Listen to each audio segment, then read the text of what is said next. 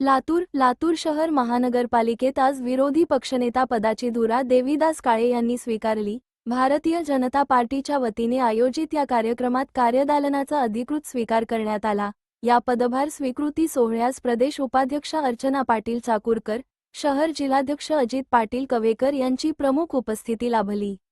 तसेच लातूर शहर महानगरपालिका आयुक्त मानसी मीना, उपायुक्त फड मॅडम, खानसोळे साहेब, मनपाचे सर्व अधिकारी तसेच भाजपचे नगरसेवक व पदाधिकारी मोठ्या संख्येने उपस्थित होते।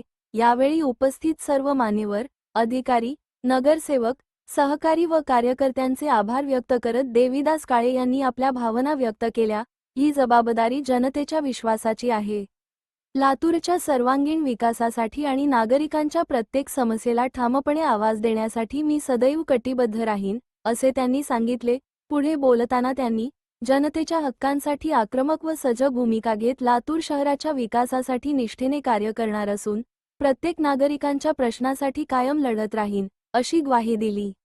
या पदभार स्वीकृतीमुळे लातूर शहरातील राजकारणात नव्या घडामोडींना वेग येण्याची शक्यता व्यक्त केली जात असून विरोधी पक्षाची भूमिका अधिक ठाम व आक्रमक होणार असल्याचे संकेत मिळत आहेत।